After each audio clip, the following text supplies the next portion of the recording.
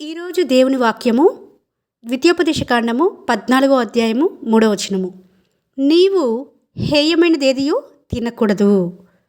మరి ఇశ్రాయేలు ప్రజలకండి దేవుడు కొన్ని అపవిత్రమైనవి తినకూడదు అని ఆజ్ఞాపించడం మనకు అందరికీ సుపరిచితమే కదండి.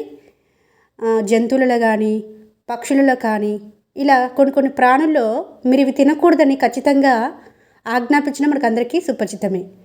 అయితే మరి హేయమైనవి కొన్ని ఉన్నాయండి బైబిల్లో. హేయమైనవి అంటే దేవుడికి అయిష్టమైనవి కూడా మనం అర్థం చేసుకోవచ్చు. భక్తిహీనుల మార్గము యెహోవాకు హేయమని ఉంటుంది. సామెతల గ్రంథం 15వ అధ్యాయం 9వ వచనము. అంటే భక్తిహీనులు ఏ విధంగా అయితే నడుచుకుంటారో ఆ విధమైన అన్నీ కూడా దేవునికి హేయమైనవే. హేయమైనది ఏది కూడా మనం చేయకూడదని పరిశుద్ధాత్ముడు ఈ వచనం ద్వారా మనల్ని హెచ్చరిక చేస్తూ ఉన్నాడు.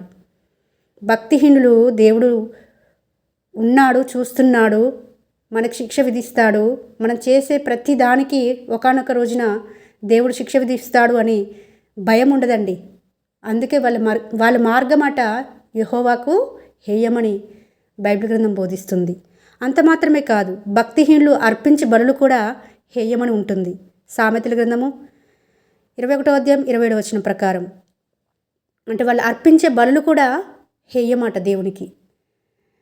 ఎవరైతే దేవుని యందు భయభక్తులు నిలుపుకోకుండా వేషధార జీవితం జీవిస్తూ ఉంటారో, భక్తిహీనతతో ఉంటారో, వాళ్ళు ఏం చేసినా దేవుడు చూస్తున్నాడా, చూడలే దేవుడు చూసుకున్నప్పుడు చూసుకోవచ్చులే అని నిర్లక్ష్య వేగుడుతూ ఉంటారు కదండి. వీళ్ళందరూ భక్తిహీనుల కోవలకి వస్తారు.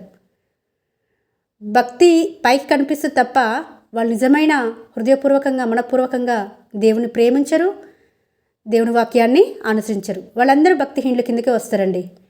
వాళ్ళు అర్పించే బలులు కూడా హేయమాట. ఇక్కడ బలులు అంటే మన ప్రార్థనలు కావచ్చు, మన ఆరాధనలు కావచ్చు, అన్నీ వస్తాయి. అంటే దేవుడికి సంబంధించిన ప్రతిదీ భక్తిహీనులు అర్పించేది హేయమాట. అంత మాత్రమే కాదు, యోబు అంటాడండి ఒక సందర్భంలో, నేను ముట్టని నొల్లని వస్తువులు నాకు హేయములైనను అవియే నాకు భోజన పదార్థములు ఆయను అని అంటాడు. యోబు గ్రంథం 6:7. అంటే ఒక్కొక్కసారి శ్రమల గుండా వెళ్తున్నప్పుడు అండి కొన్నిసార్లు తప్పదు, అది చేయాల్సి వస్తుంది. అయినప్పటికీ మనస్సాక్షిని చంపుకొని చేయకూడదండి. మనము దేవుడికి అయిష్టమైనవి, దేవుడికి హేయమైనవి మనం చేయాల్సి వచ్చినప్పుడు మనస్సాక్షి గద్దిస్తుంది, అది చేయకూడదు, అది తప్పు, అది పాపము అని గద్దించినప్పుడు మనస్సాక్షిని వాత వేసుకోకూడదండి. మనస్సాక్షి అంటేనే దేవుడు పరిశుద్ధాత్ముడు మన హృదయంలో నుండి మాట్లాడుతూ ఉంటాడు. అది చేయకూడదు, అలా చేయకూడదు, అలా చూడకూడదు, అవి నీకు సరైనది కాదు అని చెప్పినప్పుడు అది చేయకుండా ఉంటే మనము కూడా భక్తిహీనుల మార్గంలో లేనట్టు, మనం అర్పించే బలులు కూడా భక్తిహీనవిగా ఉండవు, అంటే హేయమైనవిగా దేవుడు చూడనమాట.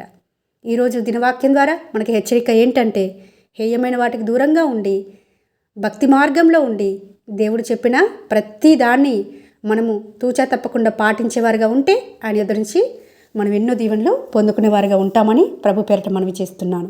ఆమేన్.